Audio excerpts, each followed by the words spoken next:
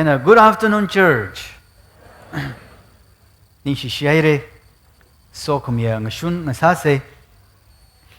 Itomwi tuipong hi. Aji hi, Vareshinaobingli, Varena, Bichar, Saki, Kachi, Atam. Chui maramli matire.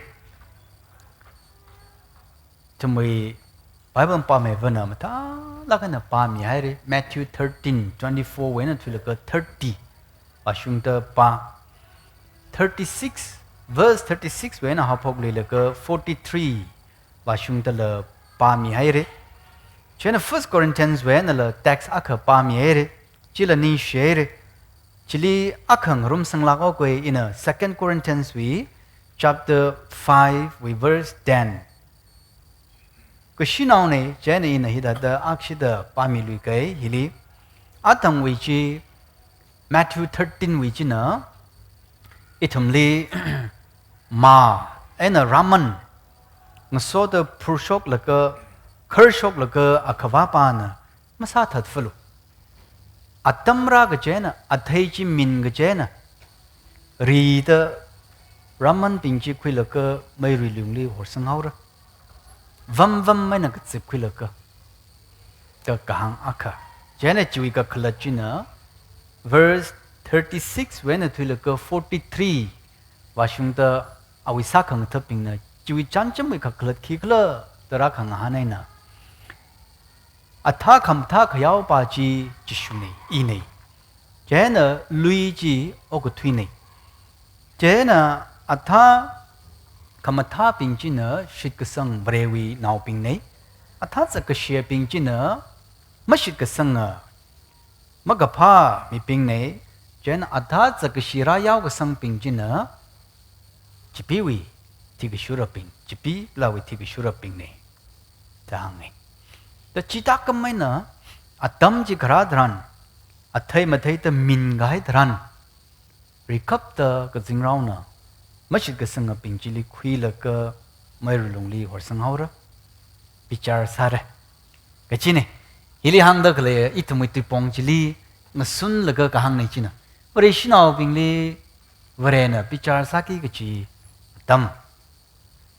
Bichar hisap lungrala tanga hanai na chili ngasunda itumna 2 Corinthians chapter 5 we verse 10 2 Corinthians chapter 5 verse 10 jili tumli kyangla ja ka chu wangla ga cha misai kor Yeshu Christ wi Bichar pamli ka nganing sar jena mi ga chiv ka cha chana phasali sa ga hai athishurta ka phala ka shi wi wangla saman sampang sar dang dali 2 Corinthians we chapter 5 verse 10 Itumna arwi hangai re church yi kesatale Itumna sangai da samaning la government na teuka ki garau da chuwang ai hinne ge chi explain wasa kwai chang ka araji akashi da chui tui kup chi khak mi ai ka chui thiliver china kup sang khai na mara lui mare jena kamashung pa ji lai mashung we no chi jena nali find da gai ji kui thuaura wave sam yaura china aka ai no chi ngwe jena nali find lupa thingla lakla ya khai na taur ko the khak me re saman ji khani hi aka sampang haure Ito may merin li, may kachung ka na hangi. Ay kachachawi ka tiji na kukup manay. Merin ni chita ta china kupsang ghay na. Ti ghay tili merin lama lay lui manay. Kala ka thay lama thay lui mara ka sha lama sha lui mara. Ta kahang mi la khalay. Kiwang lag ji pap mata manay. Bible ma ka pawi wang ka. Chimaning ka pa la ka thay ay la ka awi Ningjina bab matara thuk jika. Kajai tumli Bible na gahang jipi jina John Dang Sunday kare pawi preaching le itum ka hangai re. Jipi jina mất sự cái sang bình vì ninh hít tâm mang sự ao tới vì rau tùy hi bắp mà ta ra mà này ang thế cho nên cái chỉ là cái pa là cái lỡ Atam mi ta tới chỉ cái tha sự cái sang hi mà lấy răng thu cái ta chỉ là tâm mang sự ao tới bắp mà ta ra thu cái gì nữa cả khi vang lạc to cái chỉ hi qua sinh cái chung cái sang sự cái có ý tụm nữa mà ta lo cái nó cái yang thran Bichar và sắp rung rồi Bichar sắp rung rồi cái chỉ sự cái sang mi là cái chung cái lấy bấm có chỉ là cái thằng là giả cơ ori hon ít tụm nó tuổi lắc cái nè sao được lẽ cái nè vợ khi cái là giả cơ Bichar sao đó hi cái trái đấy Rana Bichar sao cái na hi nào mà lấy thôi Rana Bichar sao cái na hi accident mà tao Rana Bichar sao cái na hi chốt là cái này thiếu khả năng là cái này thiếu ringa đó si phá là cái này chốt là cái này ta chân chỉ mong thắt thôi cái gì ít thầm tuổi là cái này sao đấy chăng chỉ sao là cái khờ Bichar cái sao judgment cái gì here very rawiva cái gì tầm mang sar ko Bichar sao thằng gì cái gì là cái phá là cái tông khuya là cái nếu hi mà phá thôi nếu hi saman mà lấy mình cái gì aka First Corinthians chapter 3 verse 13 following gì chăng 19 và chúng ta pa cái theo đó ít thầm nó sao cái tông hi mê rồi lung li sang là cái Bichar sao đó mất khuy sang cái bài ngày sau tôi truy ta cái truy tai rồi khờ chỉ là ngân ngay cái chỉ saman chỉ sam phẳng rồi cái chỉ aka sam phẳng rồi chế này chỉ là ít tụm li saman nhau khi chỉ Bible text cái chung khờ lấy tới lấy chỉ là aka cái là Bichar sao ya cái saman nhau rồi cái phá bình nữa cái phá với saman sam phẳng rồi mà cái phá sao cái bình nữa mà cái phá với saman chỉ sam phẳng rồi ý khinh cục cái với thì li ran ai chọn thằng với chi cái thứ với high court li district magistrate li vào là cái khi cái sao là cái mới yuru tu cái high court li vào là cái mới yuru tu cái supreme court li vào là cái challenge sao li là cái sao là vậy ít thằng mình có màu gì xong ngay nè khơi về rau vào ava perfect cái to mà cục lắc cái này cái thấy sao ta our judgment here challenge mà sao phải luôn này our vào cái gì ta mà xuống ngay rồi phải rồi này khuya chỉ là cái cục này Bichar mi ava vali cái gì ta sare saman sam phẳng rồi chui thili rau li lo ta mà họ lắc lên rồi xin chế này hili hang khang hai pa và thằng itum thằng kring krakli Rana Bichar sa chenan da Rana Bichar sa cái chenan cái chiwi cái khlat pa chi itum li cái tiêu kha gup mai da bab cái ta da kar sa wai te cái chiwi wang na chiwi kring hi này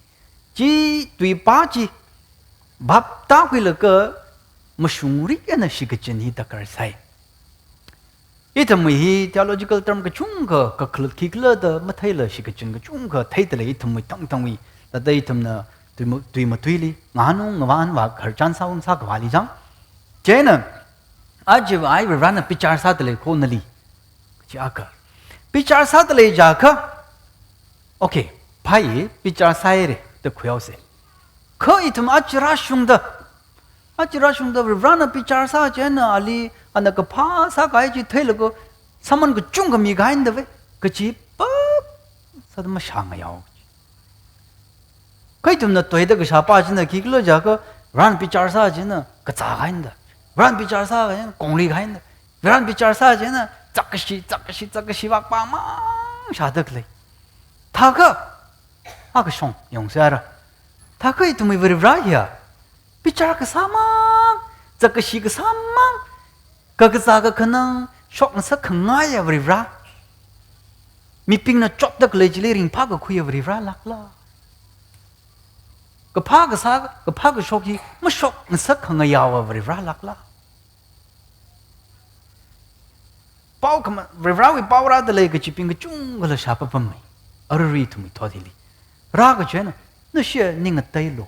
o na she chi tha lo na she chi tha ge chi nei khum ge chi nei hi tha ge ne ga chi bao ga chung gala sha sim pa ka ina ma sha ma ta ma sha ka ma thai tu ra ka i wi thai ga khuili hang lo ji si ga cha a chi ra shung da na she na ga pa wat sai da rana na she li chi so me er ko 또 이시는 뭐 태살了또 퀴라면 사그지 히 뻑 사도 뭐 샤지 이는 뭐 살了할잔 샤가이가 좀 그래 성급들레를 제가 질리 랑매도 마항 말루게 알아 이 덤리 아지 textual exegesis masala 이tum이 terminology 파히 지위가 클럽 빨리 포커스 하되어라 제나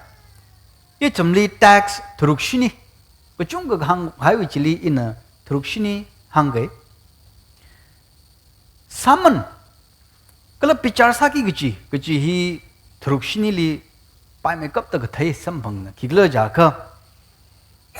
이 점나 삼은 이 점나 사가 하에 아티슈드 그 쩌나 사가 하에 아티슈드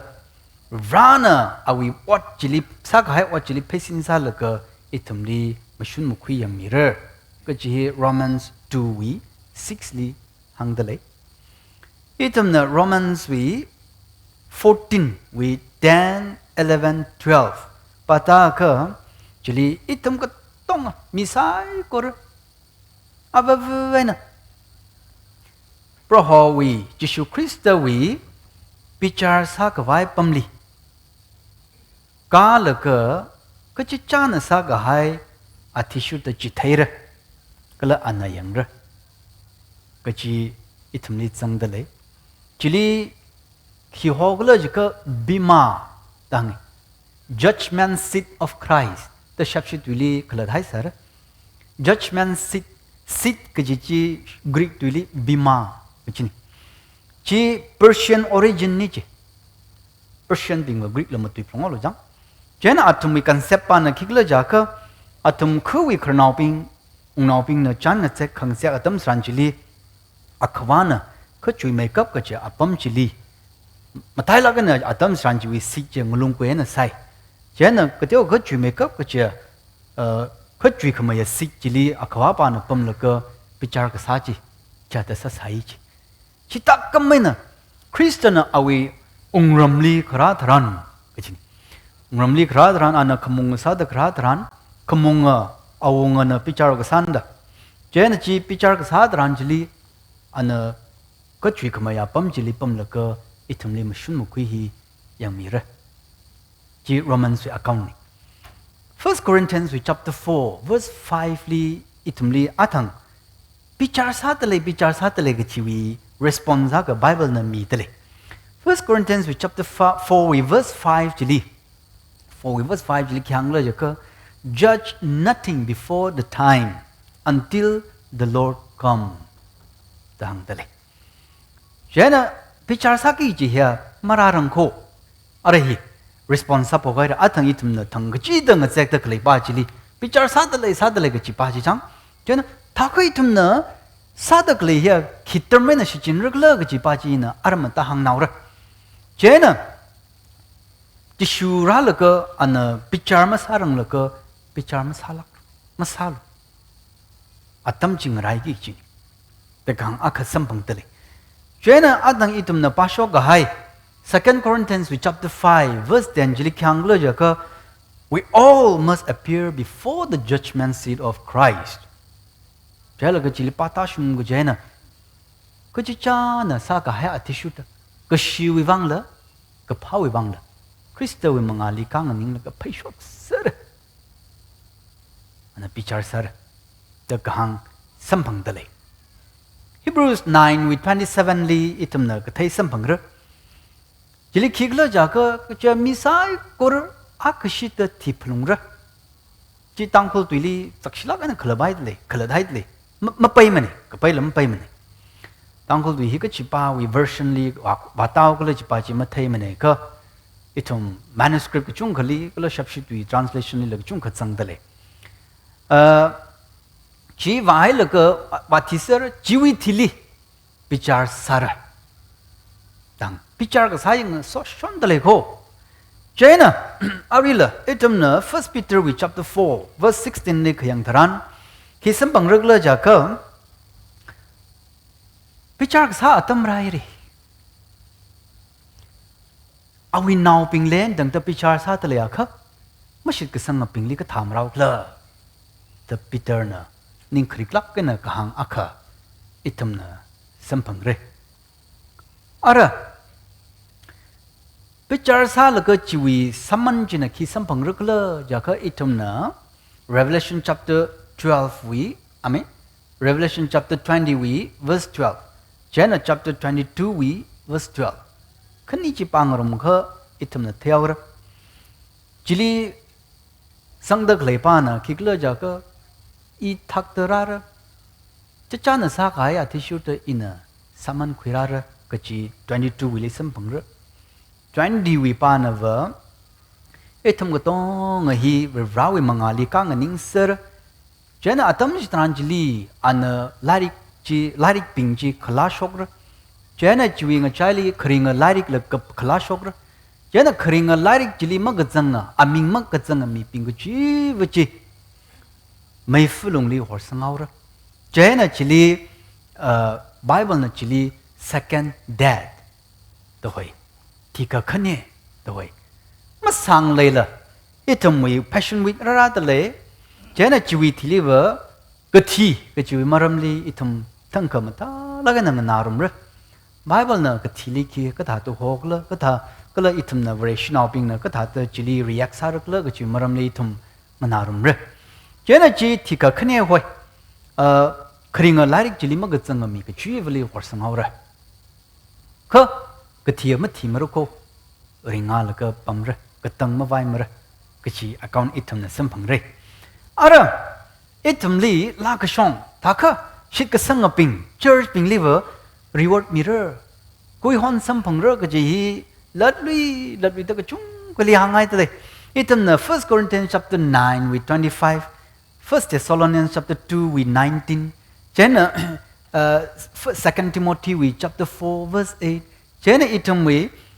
First Peter with chapter 5 with verse 4, Jenna James with chapter 1 verse 12. Cái to ngali khayang tharan. Chắc cái mặt đấy vì cô hon sam phẳng rơ, cái tăng mất cái vai vì cô hon sam phẳng rơ. Ta promise cái người shit cái chung cái lấy tới lấy. Chỉ shit cái sang ngaping người ta đã item na shepa sa cái thì shoot. Phasa thở lắc anh cái ping vang. Item li bao cái mặt thác shop bình vang anh shop bình vang anh sát thật khai bình vang ngật tây bao cái mặt thác shop bình vang ngật tây đó giàu của họ mùi vang ngật tây đó khang tây cuối hôn ayur phanga đây thầm li promise cái ít thầm nè xem phăng rê cho thà khơ thầm mùi topic li hang cái thà tờ shik cái sang bình li Varena Bichar Saki cái chuyện Atam Bichar chỉ cái transfer to cái chuyện này answer khani xem bằng rê à cái này vợ cái ba cái mà thấy mình Bichar về sao đấy cái ba cái mà thấy mình cô chỉ cái vang là giờ cơ Jesus Christ cái tràn hắn ra rất lớn cái ba cái mà thấy mình chỉ mà thấy à cái tràn ra cái gì mà thấy bài mình khani gì chẳng cái chuyện 아락 하유 딜리 비차와 사나오기 기지네. 그치 아카레이들이. 딜리 팝마땅 위그와이 이tum나 아카. dispensationalist. 저거 미그몰리 Varena 미 taught we 아티슈트 미빙질리 아나 핸들 그사 아나 시그진 걸어 안qu이 커미히 ngate 딜 사이에 그치 지위 질리 시그상어빙 Chili dispensationalist hoy atumi view akai na itum aching narum re jena itum na Christian na khara ka jena khani sam phangre Jesus Christian na khara thran itum na First Thessalonians chapter 4 we 13 17 nen dang da pa wa thran itum ko tong ngam thi ser mer ko itum li reader ka theping na ka thir jena ring dak le itum la tum ling so la ka muya tung li cái riêng làm liên số đó Giêsu Christ li cá sắm bằng rất tăng tới chỉ Giêsu Christ vì ông cái thuyết lật khám mình này chỉ ba chỉ li nữa rì tây thầm nào cái gì ngã sang cái hay rapture the chấp sĩ thuyết li khởi chốc hay tới chỉ ba chỉ ông cái thuyết li anh phải mà nai chứ mà cái avo cái chính làm mấy nè kama sai when ra sắm bằng cái thùng chỉ li bấm rồi chỉ vang ấy nữa ở Bichar hi cái transfer cơ ta càng ăn trans cái chỉ cái than nữa chỉ li bimasi judgment Giêsu Christ vì Bichar sa cái Atam hi cha Atam san chỉ li sar dang chỉ ping chỉ là khi vang cơ giờ cái item nữa Daniel chapter 9 we 24 25 26 27 và chúng ta pa cái thấy rồi chỉ li khi hang cơ giờ cái Awimipingli dang giờ Israel pingli gang ko tax chỉ basis pa chỉ mà thấy cái mà misinterpret sai pa shini giờ na chim ping chuli hafta shini mi hai tele giờ na hafta shini cái gì na jingkum hafta hang shini cái gì hang shini mi hai tele giờ na hang thuruk to chiko chika hai re cái giờ na mi wi naw mi really thing tung li khang ga la cái sao thật hao ra giờ này chỉ có tràn cái đặt ra sốc rực lơ chỉ có historical background itu napa qua tràn 444 BC về na minus 483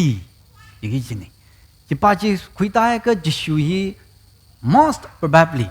6 BC cái thali phải cái chỉ view ba chỉ li ung tao giờ này 33 years cái tràn li ali Christoni shawshana we cái chỉ hi chỉ chẳng đây giờ này chính cũng thùng nào đó cái thùng chỉ sao sáng cái vị thili, còn nào section ác hắn chỉ có tới hắn thuộc tới chỉ có vị thili hợp tác ác chỉ có chính cũng shini vị lấy lười rồi giờ này vị thili ở Israel nào bình li akva ác nó ra là cái covenant cắt xa ra cái gì này khang shit cái chung cái xa ra giờ này atom li cái chung cái phani ung sung sắc atomic ning cái charge sami là cái hợp tác tăng khai hi vào đó, chính cũng cái thùng tăng khai cái gì này, cho nên chui thì li, atom li có khổ mùi vật sinh mà sang sức lim đó, không khao và sao khi vào là cái chỉ li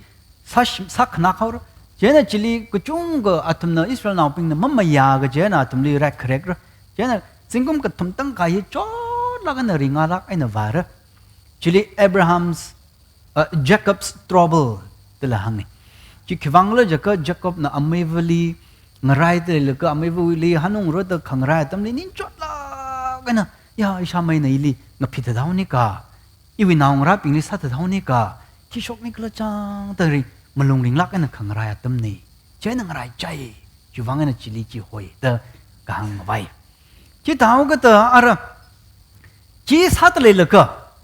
bimasi hi chili atung wak itum na khamasali Christalism bang laga sare Azyamah kumshini hi Israel now ping kalamashit ka sangping na pam daga hi data satle laga ara kumshini lango da raga jena atum na gahang na kikla jaga itum na Revelation chapter 19 ka patran ki sam bang lakla jaga chili Giêsu Christ na awi makham ga ling so da han raura bachini jena ra laga second coming awi raga khne ja tam sanjili wa amashawi phe na og thuli ranai sangra jira kanai chili chui purpose pa na kikla ja kha Revelation chapter 19 patran chui purpose pa na wa og thuli Bichar sa kawai raura kala og thuli ana mung kawai ragi chi jena ja tam sanjili kahang pa chi atam han khron liwa church ana Giêsu hi shakzat hi khuikai ra sai ka chui interpretation akha shokter chuwangan chi tha kha athang wi hangdak le hapta akha wi gap chu alungli saman khayawi shit ka sang pingli saman khayawi he sai ra lumo ka chi akha chili mang ka jang ping chui thili changge ki chiping na aching wak le atam san chili ithum juti naw pingli ithum na kya ka sakta sami Revd ye cái chi shit sang lak la ma shit sang mala cái chati shu dei thumli Bichar sar itum kai sare shit ka samping ba có chỉ thì li bấm sáu cái chỉ pin đắng chỉ pin chỉ là Bichar sáu li là cái yang là cái Atam chỉ thì shoot đó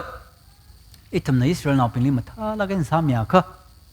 Matthew chapter 24, 25 thà là cái sao mía là cái yang sang mía cơ ít thầm có khi sắm phẳng rồi cái chuyện thế này chỉ là cái sang pin là cái chung cái sắm phẳng phật thế này chỉ pin chỉ là số là cái church này Jesus Christ này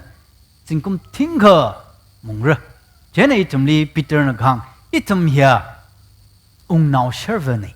đâu có chỉ vang này church here ông nào serve này ít thầm mà serve này cái là ít thầm hi ông nào này Christ linh số được không mong ông nào sao đó thế này ít thầm hi ông nào serve này high priest này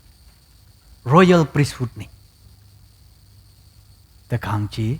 vang này cái này hàng này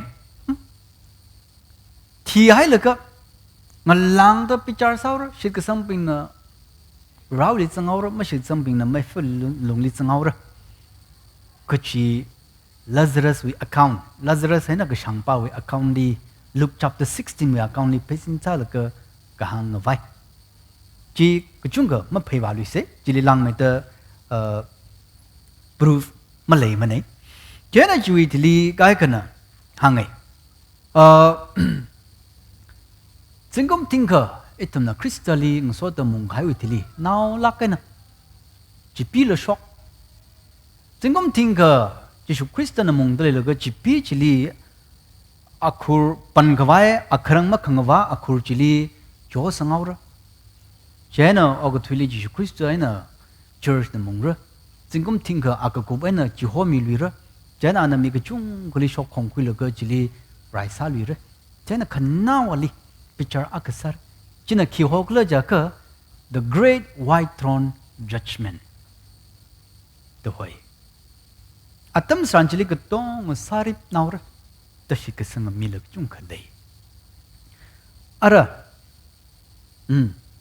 passer Atom li salapai Ating li salapai Christo khra Atam li salapai chính cũng tin cái mong phúc rong là cái sa Atam là sa pai Singom tingka mongkwe le ke kenal oli kemila sa sapai. Pai chao se Atam chi pung chi zemik cho chi kipa kama thai mani. Ko itumli Bible na gahang atishu de Bichar va saplung re.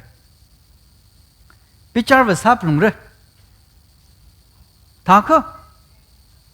Bichar je masarong ko Aruri itum no, rau kahang mga nam do rana Bichar satale de kahang term baji khilakla jaka Vrana itum li chastise satale rak tale kachini Bichar ka sai na khrak heng tai ko Jena itum li hang dak lepa na Revelation chapter 3 with 19 li Vrana analay ga shaping li rakai Itum na kaza kanang gai, kala shat sam mangai daran mai shi. Ko mai ga shi masala ko. Honda virali ni shi the ge jin. Yo, virana ili le shi de rak mi de klenda. Hi I mashung ke laga iwi ning kam khau ji, iwi khang zan ji. Thar khui ga vai pang shap sam bang vai wang. Ili le virana le shi fulu mo. Ko ji hi. Itum positive sa laga na khui gi jini. Jena itumli Hebrews 12 verses 5 to 7 na kahang. Jishu Varena lega shaping liver ana machin nei. Tang. Kanang wali itumli Proverbs na hang all the semen la hang papam dali 3:11-12 di Varena ana lega shaping li ana mashung kwimi. Then auri itum na rana Bichar satale ga chipa hiva Bichar ka samaning mane ka ana itum li mashung khui mi ta kleni rak mi ta kleni Bichar ka sajiva reward enang so dara re jena zakshisa ga ping na chua ti shu ta reward la sam phang re ka kamantha sa ga ping na chua ti shu ta saman la sam phang papam re ka auri itum li sadak le pa va itum li va rana rock the cleaning. Hipai itum take a serve the Garsai. Varena itum li Bichar Sali. Kachiwena Pau Mamile, some punky jito, the gang Atam Tran. Interesting Salakai passage occur. Psalm number 104, verses 3 and 4. Tankul Tuli Matalagan G colored Haitali. Ka itum version, English version Guy Glitchy, they got confused sadly. Guy Gana, Varena got sing rowly shichin the Pau Shirate. The Sampangre. Kai Kanava Varena Masili Awipau Jihoye. The Sampangre. Jiki confusion glajaka, Hebrew Twili, Malak Jaka, messenger, Shapshi Twili Jang, messenger Pau Pungme. Pau Gachipuna, the shocky. Jenna Rua, Jaka Masi, Chow the Termkani, Shichin the Gachili, Kaklat Ping, Kaikana. Malak ji kazing rau li la malak jao kazing rau pau phung me sao ta ali pau phung me ji malak jao da ka ji ka tan kazing rau li pau ji hoi da khala hawi ka ji original ka khala pa ji na ki la ji ka masili pau ji hoi rana bechini jana ara itum na ara ji ring dak le hi digital world na li itum ring dale itum na masili pau ji hong jo wa dale Shimli, Manipurli, itum Northeastli, Kangatayli, country Katayli, Pamdak Lapingli, Apamili, telephone ina, itum nang handli. Masiwi pang shop ina, Paugotong achi haetali. Aya chontang, Achakum na Kipali hoire jendang the itum na Pashok shape. Itum mikumoin dang the chikatsi quishap the leaka, itum na ning sharki jipava. Itum na sakai katong. Bichar satangwa. Masi wena na tong krupki laga mangali harshok laga na chitang chi sao lo mo na chitang chi sao lo mo kachi hi kapha kashi kala saman khayao kachi watsin hi singkare dang dre itum tax na ka hang thata itum chu wangai na mangam ma sei ai rava ki gam sa laga Vareshinaobingli rin pala ng oktui. Pagpaping na rin pala ng oktui. Itam tangga chita ning sanglaki na raw kahanga nalago ring daglibin chot chir na ring. Jumot palya. Chichana sak ngay la sak kui. O mirin la rin pala na ring kui panong pamay mlak da kahang mi la later. Ka itam ning sharp long gi jipana. Bapta se kacha itum tax na gahang tata. Jishu na itum liya ta kamata rayaw sang miyere. Ka ogatwili. Ata magatar makamata. Raman gata atahi. Jipi na rayaw sang hawda kanani ring rum dalay. Atum ni picharam salak lagawa. Machila alo bachite. Bible na itum ni gahang pa na kikla jaka. Magapaping na Regasang, Shangasang, Mayagasang chili, Magachor Shalo. Got you wang lurja, Atumwicha, Gashinaku wang mang me. Very legal taping na Atumwi, Lan Atumi, Narangsang Gaiji, enjoy Sare. Dang the lady. Jena, itum Atang Ramanena ma, Musoda, Porum the Claytata. Shit something la, mashit something la, danka paga sapping la, mug paga sapping la, chipiwi mila, revrawi mila, katong. Ringum sir, the cleaning. Na tata paningang la itum. Mug pa, mashit something katong, ali kuitu jang house ja. My cat kawain ng tamalay sa tamraw sa orde. Itum wang na chi angayung, itum may okutui, tiyo sat sa ogichin. Peo kamatata, siyang shopping the chunga. Very limit sham, mug taping the sham shock the late. Gary come tata man sucking, really mug take chung and the sham shock the late. Shim come tata, some guy pingy, really mug taping chung and the shamite late. Atum late among a tilko canai. Run a chite, the eye chitas, I don't know. Atam right the clinic. Jivanga nachi to the tax elitum, tape along kick jack and the kickler jacka, may. She can something it to the ring the leg. Mashit ka sang pingitum no ring tale. Bichar ka sa atam ya. Jishura ka jena. Sanaura. Atam li ki wang en bichar sa jiglo jang. Ma ting sak jiglo jang. Ma khanang ma zang sak jiglo jang. Ma cham sak jiglo jang to itum ning ma khrik pai ma nei. Atam ra sar. Atam ra ga jena atam pa li ri da ku shok lo ga sing rao na. Mai ri lung li or somehow ra. Bichar sar. Hili itum na thai ko kui pon kani itum lei. Jina khiglo ja ka itum wiwa sadak le ga tong hi. Mirinwi the book of life. Mirinwi larik jili kringa larik jili kapi ka sang hi ka ta itum jili qualify sao klo ja ka Hebrews wi chapter 11 verse 6 li ga hang na khiglo ja ka itum hiwa rivali shit ka sang mga ena rivali niyaw ung sakai ni ka shit ka sang ji malaya ka itum rivali maring pang sakramane shapshi twili it is impossible to please God without faith. Jivang na rivali rimpang sak ta niyaw ung sakra kla awi otam ngthra gai ka tong hi itum saman samang wai kring alari chili sang sakra ji ka number 1 step ba shit sang ra shit sang gai ping tong awi hi kring alari chili sang gai ni khang tai ping wi ba record va later ka kring pa chi maning la ka thi wi saman mi khwai wang juksir hai the cleaning. Number 2 itum ling ha khangan sa the clay pan ka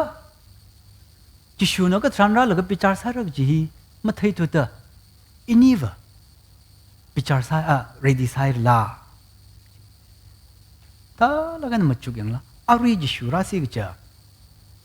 na hi khiwi saman sam phang rau to shit ka sang wi pa kam ta ga shok wi mi li khami wi khang chon wi sam phang ni ka mi pai ka shi wi ka chor ka shi wi ka pik wi ma ka pha ka sa wi sam phang ni chang hau ni ka khama chuk ta kar sai atam chi ki pa ka ma thai ma ni itum li thai itum na aka thai plong ki chi pa ba zemik sho or chak kai atam chi ma thai sa la atam ra ra ka chi he red kai ni ra plong ra ka ja itum na ka chung ka shi da rana ka pi kai tui chi li pa sho kai ri rava ka pi ka ramaning mane kala rava ma khang cha ya rani khani chi li phaisin za la ga khayang tharan tha ka ana hang out da khara la ra plong ri pichar la sa plong ri saman la mi plong ri ara aji message we na itum na aka correction khul ga shoki pa na khikla ja ka judgment is not at this present time but in the future currently God chastise whom he loves are ri shok ta kle pa wa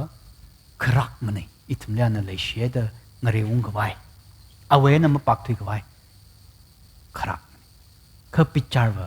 masara ngai hipahi itum shungkhila ka anong vaisa se kamata ya pawa pichar sarako pichar pamli nala ila kang ning rukho juwang ready saki jinei aram rag hai na ngarai salu machi pai rawa ki pa likamang ngarai mre sakorali leishi sakorali hui kami sampang sakai sakorali saman ga ka sampang sakai kha ana red ga ya chamik chwa tam khra tranjli ki pa likamang ngarai mre itam ka tong na pichar sa tang saman ka chung ka sampang mai kya sampang li ka changa mi pu abang sarano ran so mi rano amen